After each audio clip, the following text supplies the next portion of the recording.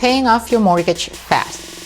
That seems to be everyone's dream every time you become a homeowner. We hate to see the amount of money that goes towards interest and how very little goes towards our capital.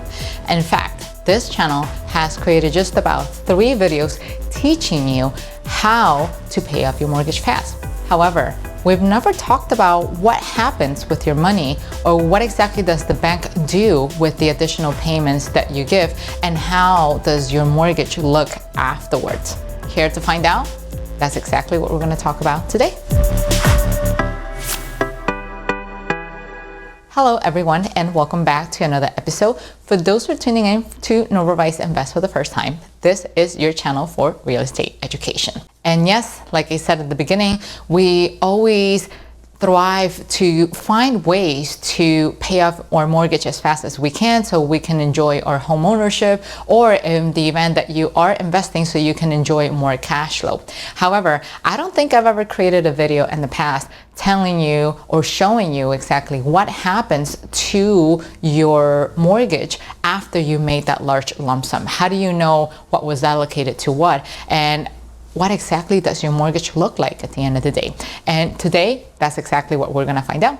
So let's say, for example, you want to make a large payment, right? So you probably apply either one of the 3 strategies that I've shown in this channel over and over again. And for those who are curious, don't worry, I'm gonna leave a link down below here so you can actually check them out. But let's say, for example, you decided to, I don't know, let's say your mortgage is of $200,000.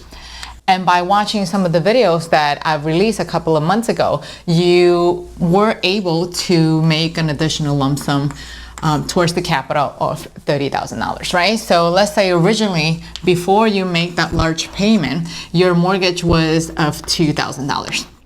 And when you look at the statements that come from the bank, they will give you a distribution of what went to interest and what exactly went towards principal.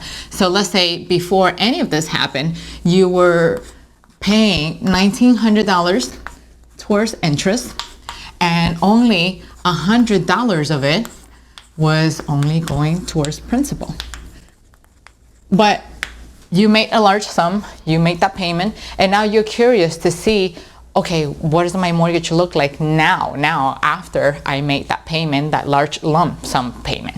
So if you were to pull your statement out again, this is the breakdown that you're gonna see now. So you will continue to make that $2,000 payment, but now the distribution is gonna be as follows. So let's say $1,600, and this is just for example purposes, right? So let's say $1,600 is going towards interest rate, but now you have $400 going towards your principal.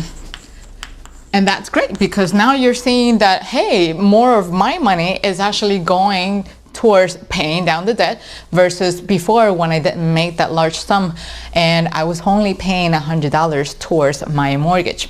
So what this in essence do is that, let's say for example, if your mortgage was originally a 30-year mortgage, if you continue doing this structure, maybe every couple of years here and there, you make another contribution for a lump sum, a large lump sum, you will wind up reducing your mortgage to, I don't know, maybe 20 years. And if you continue to do that, maybe 15. And if you continue to do more, maybe you can just reduce your mortgage down to 10 years. That's one way to go about it.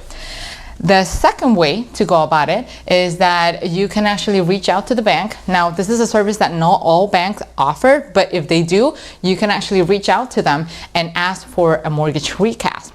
And if you don't know what that is, don't worry, we're gonna do a breakdown right now and show you what that's about. But I need some space here in the board. And while I get that space out, I'm gonna need you to hit the like button right here to help this video rank and help other people like you who are trying to get access to information of this kind.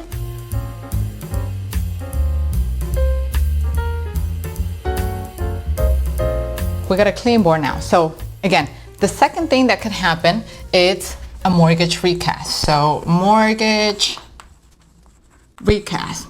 And in essence, what a recast is an adjustment made on the amortization schedule depending on how much time you have left in the mortgage. So let's say, for example, back to the original amount, where we're talking that you had a mortgage of $200,000, right? And you ended up making a large lump sum payment of $30,000 or something like that, right? So you made a big contribution towards that mortgage, and you expect to see your mortgage to be reduced by $30,000. So before you make the payment, once again, your payment was $2,000 every month, right? But after you make the payment, if you have the option, you can call the bank and ask them to do a recast. And what they do is that depending on how much time you have left on your mortgage, they're going to do adjustments of the amortization schedule, and they're just simply going to make an adjustment on the interest that you have to pay for the remaining 30 years. So what's going to happen is that now, instead of paying $2,000 every month, you are going to have a smaller payment or a smaller debt obligation. And let's say your mortgage went down to $1,600 a month, as opposed to doing a payment of $2,000. So either way, it's going to work out. If you chose the first one and don't request a mortgage recast, what you'll wind up doing is just paying off your mortgage faster, even though you won't see any changes in your monthly payments, but you're reducing the number of years.